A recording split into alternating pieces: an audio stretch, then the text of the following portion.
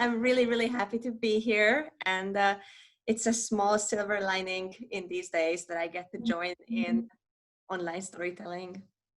And I brought you a story from Hungary, a legend that I researched last year. And it takes place in the Middle Ages. I don't know how many of you might be aware that in the Middle Ages, Hungary was hit by something called the Mongolian invasion in the 1200s. And we have a lot of legends about that because it was a very, very difficult time. It was a very chaotic time.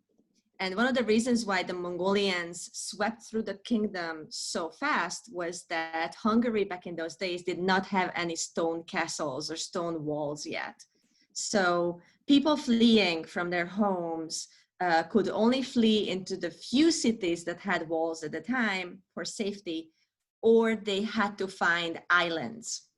They either had to go run to the sea, which was very far away from the Hungarian kingdom at the time, or they had to run to the islands on the river Danube.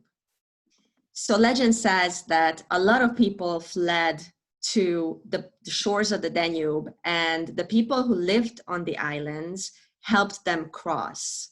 These islands at the time were populated by people who lived in the marshlands and the river forests, and they were usually fishermen, and they had fishing boats. So they all got into their fishing boats, and they kept ferrying people over from the shores of the Danube onto the islands because the Mongolian army could not cross the river. They didn't have enough boats. They didn't have the expertise. So everybody who made it to the Danube Islands was safe, and they were taken care of by the people, the fishermen and their families who lived there. So a lot of people headed to the Danube at the time, and they all crowded along the shores, and they were watching the fires burn behind them, and they were watching the smoke go up from their villages, and they were watching for the boats to come across and help them, have them over to the island. But there were too many people and not enough boats. And legend says that when the sun went down and it became dark, the fires were glowing closer and closer, and the people didn't know how they were going to get to safety. They didn't know how they were going to make it to the other side. They didn't know how they were all going to get to the islands and how they were going to survive. But legend also says that in that moment of desperation, when so many people were still huddled on the shores of the Danube among the reeds, hiding from the Mongolian soldiers, the moon rose, the full moon. And the full moon lit up the waters of the river, and there was a silver bridge across the Danube. And somebody was brave enough or desperate enough to step on that bridge, to see against all hope, to see if it might hold their weight. And it did. It was an actual bridge made of silver. So people started walking across, and they walked and they walked and they walked to safety all night to the islands. But when the moon set, there were still people stuck on the other side. But then the sun rose, and the sun painted a golden bridge across the river. And people saw that bridge, and once again, somebody was brave enough or desperate enough to try if it would hold. And it did. So people kept walking across the river, one after the other, across the golden bridge to the islands to safety. And just when the last person was crossing, the Mongolian soldiers appeared on the shore, and they saw the bridge and they headed for the golden bridge. But just then, there was the sound of an eagle crying in the air, and clouds covered the sun, and the bridge disappeared. And people were hiding on the islands. They were taken care of by the families of the fishermen who lived there. But the fires were burning all around, and there was so much fire that the smoke painted the sky dark. And people couldn't tell if it was day or night.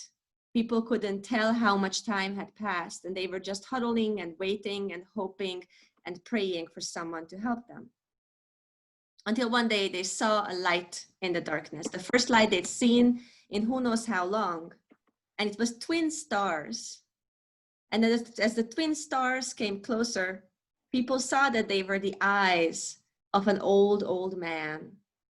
And they knew this old man it was Guncolt, the great wizard, who's always cared for the people. He had great magical powers, but even him, in that moment, he looked tired and weak and thin.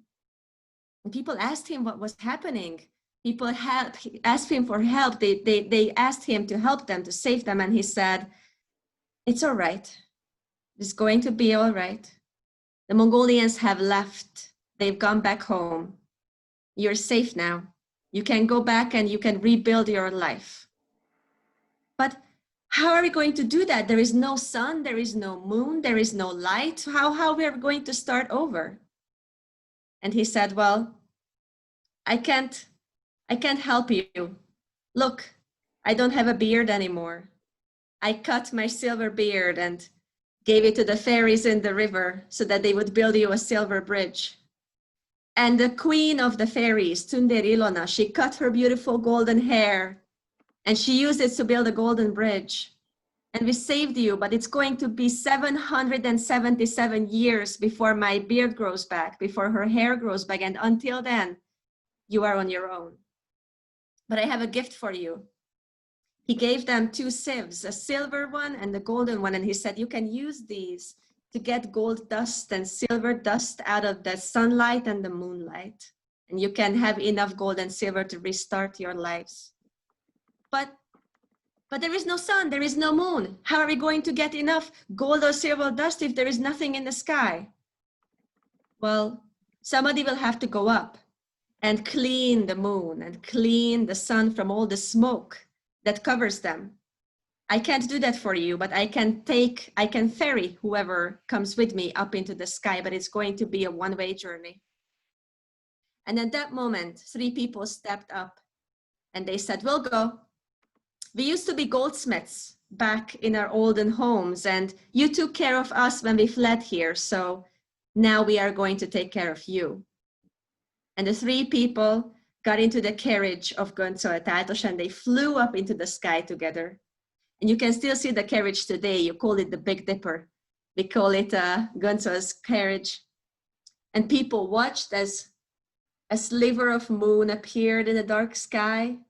And it grew bigger and bigger as the 3 goldsmiths were cleaning the moon and making it shine again. And then the sun appeared in gold, beautiful, radiant gold. And there was sun and moon in the sky. People could have enough gold and sunlight and silver moonlight to have gold and silver to rebuild their homes. This is what the legend says. And if you look in the history books, last year was the 777th year since the Mongolian invasion. So legend says that last year was going to be the one when the fairy queen and Guncolt regain their magical powers. So I would suggest you should keep your eyes open, keep your hearts open, and see if maybe you will meet them somewhere one day. And that's the end of the story.